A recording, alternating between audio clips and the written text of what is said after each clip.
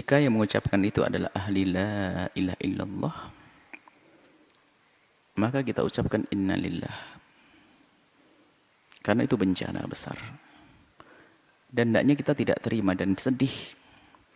Karena ahli la ilaha illallah itu telah masuk wilayah aman dan iman. Tiba-tiba kok punya ungkapan-ungkapan semacam itu. Artinya dia telah kecelakaan berat. Kalau ada seorang hamba yang berkata semacam itu, maka dia telah kecelakaan besar. Kita harus sedih. Dia mendapatkan musibah. Bukan saja tabrakan mobil retak kepalanya, bukan. Tapi imannya yang hilang. Harus sedih kita dengar orang semacam itu. Kalau dia memang ahli la ilaha illallah tiba-tiba mengucapkan seperti itu. Sedih. Ya kita doakan semoga dapat hidayah dan sadar kalau ada orang semacam itu.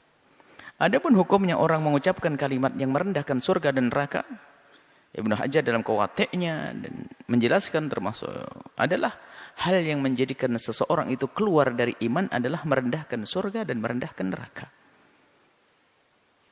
Ini yang pertama. Kemudian jika ada orang mengucapkan semacam itu, kita sedih. Kullun muyassarun lima khuliqalah. Hadis Imam Bukhari Muslim meriwayatkan hadis ini. Kullun muyassarun lima khuliqalah. Semua orang itu akan Allah mudahkan sesuai dengan tujuannya itu di mana nanti. Kalau ahli surga akan dimudahkan oleh Allah untuk meniti jalan surga. Kalau ahli neraka akan dimudahkan oleh Allah meniti jalan neraka. Tidak usah kita menilai orang, tidak perlu juga kita mengatakan kalau dia adalah telah meniti neraka. Enggak, itu nasihat untuk kita kok semuanya. Artinya begini, yuk kita sadar semuanya. Saya, Anda, termasuk orang yang mengucapkan kalimat seperti itu, ayo kita sadari. Bahwasanya kalau memang orang itu ahli surga, dia akan dimudahkan untuk meniti amalan-amalan ahli surga. Tapi kalau ternyata memang ahli neraka, kita itu susah melakukan kebaikan. Jalannya, ya kayak tiba-tiba mengucapkan kalimat semacam itu. Hati-hati. Mari kita koreksi diri kita sendiri. Nggak usahlah ngoreksi orang. Semoga kalau memang yang mendengar, yang mengucapkan kalimat seperti itu bisa mendengar kalimat kami ini, semoga bisa sadar. Artinya apa? Selagi tiba-tiba kok punya kalimat nggak benar, perilaku nggak benar ini, jangan-jangan kita ini, naudzubillah, jangan-jangan ahli neraka, kan begitu. Segera tarik kebiasaan jelek ini. Jangan sampai terus berlanjut dengan merendahkan neraka, merendahkan surga dengan kalimat ini. Sebab apa? Tanda-tanda ahli neraka ya seperti itu.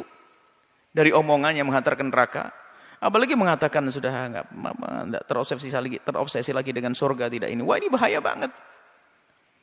Artinya ya, cuman kita tidak boleh menunjuk di ahli neraka, akan tapi siapapun yang punya perilaku, ungkapan semacam itu, ini artinya adalah muyassarun, dia dimudahkan menuju neraka, kalau memang tempatnya adalah tempatnya neraka. Naudzubillah. Makanya yang ada sedih kita mendengar orang yang mengaku dia beriman tiba-tiba seperti itu. Karena apa? Dia lepas. Dan berrel kemuliaan dia telah lepas. Ini kemudian selanjutnya. Sangat berbahaya sekali jika ada orang sudah tidak percaya dengan hari pembalasan. Oh, bahaya sekali. Dan Anda pun jangan bergaul dengan orang yang semacam itu. Karena urusan Anda dengan dia hanya untuk kepentingan dia saja di dunia. Karena dia tidak pernah berpikir kemaslahatan nanti di akhirat. Sehingga dia mungkin berbuat apa saja. Apalagi yang merendahkan, rendahkan neraka. Siapapun kalau sudah menganggap neraka bukan sesuatu yang menakutkan. Bukan menganggap bahwasanya di situ ada murka Allah.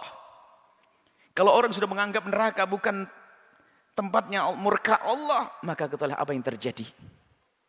Kalau itu dengan keyakinan, kalau orang yang mengatakan seperti itu dengan keyakinan memang dia tidak takut neraka, apa yang terjadi? Dia tidak akan menghindar dengan satupun dari dosa. Semua dosa akan dilakukan. Kenapa? Oh, dia nggak takut neraka kok. Maka paling bahayanya manusia kalau sudah tidak percaya dengan hari pembalasan atau meremehkan hukuman di hari pembalasan. Karena apa? Bagi dia apapun yang saya lakukan, saya tidak peduli dengan pembalasan. Naudzubillah. Maka manusia ini adalah paling bahaya yang manusia. Suaminya akan ketakutan, istri akan ketakutan. Karena apa? Dia bahaya. Dia bisa melakukan apa saja. Karena apa? Bagi dia neraka enteng. Anda mau jual beli dengan orang ini, oh dia bisa saja menipu Anda. Kenapa? Oh, dia tidak peduli kok. Menipu bikin masuk neraka, mau saya cari, teman saya banyak di sana. Urusan yang lainnya, culas, bohong. Mengambil haknya orang lain, zina, segala macam. Bisa saja dilakukan. Kenapa? Karena dia sudah tidak peduli dengan neraka. Bahaya sekali manusia semacam itu. Makanya hendaknya jika ada orang semacam itu, yuk kita tolong, kita sadarkan. Bahaya sekali itu. Dan ini nggak perlu orang semacam itu perlu kita bela, kita na'udzubillah. Justru cara membelanya adalah yuk kita ingatkan, saudaraku kalau tidak laki-laki, saudariku, ayo jangan lakukan itu, bahaya itu. Dan orang ini sudah bayangkan, kalau orang masih percaya dengan hari pembalasan, ada hitungannya nanti di akhirat, ada pertimbangan ya. Kalau aku melakukan nanti dibalas, melakukan nanti dibalas oleh Allah. Dia akan ada remnya. Tapi kalau sudah nggak takut dengan neraka, tidak punya rem sama sekali. Bahkan juga tidak ada kerinduan melakukan kebaikan. Kenapa? Dia nggak peduli dengan surga kok. Mau melakukan kebaikan nggak ada. Saya akan berbuat baik kalau dia ada keuntungan buat saya sekarang. Makanya apa yang dilakukan? Pamrih semuanya. Tidak akan tulus dia. Maka bahaya orang semacam ini. Na'udzubillah. Maka ayo kita doakan jika ada orang-orang semacam ini. Semoga Allah memberikan hidayah. Sedih kita. Bahaya sekali duduk. Kita takut duduk dengan orang-orang semacam itu. Kenapa? Tidak ada berhitung. Nggak ada remnya. Nggak ada remnya. Karena berdosa bagi dia menghantarkan dia ke neraka. Dia bangga dengan neraka. Na'udzubillah. Atau memang sudah tidak punya iman dengan neraka. Masya Allah. Ini seperti itu. Jadi tolonglah. Kalau memang ada, saya tidak ngerti apakah banyak atau ada. Betul ada. Kalau memang ada orang mengucapkan hal yang demikian itu, yuk kita doakan semoga diberi kesadaran. Karena bahaya sekali dengan dia. Bahkan kalau di masyarakat kita, orang semacam itu paling bahaya. Dia bisa melakukan apa saja. Kenapa? Karena dia sudah tidak takut neraka. Diajak kebaikan kayak apapun nggak bisa. Kenapa? Pertimbangan dia adalah dia tidak senang, tidak merindukan surga lagi. Allah main dicari. Yang dicari adalah asalkan dia punya keinginan terpenuhi, selesai. Bukankah itu paling bahaya manusia? Bisa menjadi orang paling rakus, orang paling jahat, orang paling kena. Kalau tidak segera dia sadar. Maka kalau ada orang-orang semacam itu dari umat la ilaha illallah, kita doakan semoga Allah beri kesadaran. Karena dia bahaya sekali. Bahaya sekali. Bahaya sekali. Dan nular penyakit ini. Apalagi jika ini dilakukan oleh seorang tokoh. Seorang tokoh besar misalnya atau orang yang punya ketenaran mempengaruhi ke bawah semuanya. Maka jangan sampai kalau memang itu seorang ustadz tiba melakukan guyonan begitu akan kagum atau seorang apa saja. Kalau ini akan mempengaruhi, na'udzubillah. Kalau dia punya nama akan terpengaruh orang lain lebih banyak yang tersesat, na'udzubillah. Maka kami ingatkan kepada siapapun hati-hati dengan orang-orang semacam ini. Pertama doakan dan jangan dekat-dekat.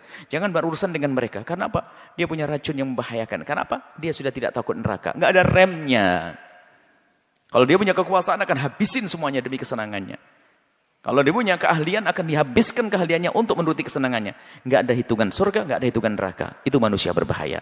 Semoga Allah menjaga kita semua. Menjaga iman kita semuanya. Dan semoga semua yang kita lakukan di dunia ini diridhai oleh Allah, dan Allah pilihkan jalan yang Allah ridhai.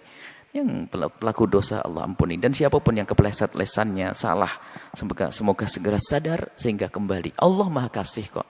Maka kalau orang-orang yang mengatakan semacam itu, pintu maaf Allah luas. Segera minta maaf dan tanamkan rasa takut ke neraka, rindukan kepada surga dan ridho Allah Subhanahu wa taala, maka setelah itu apa? Anda akan diampuni oleh Allah dan selesai kisahnya.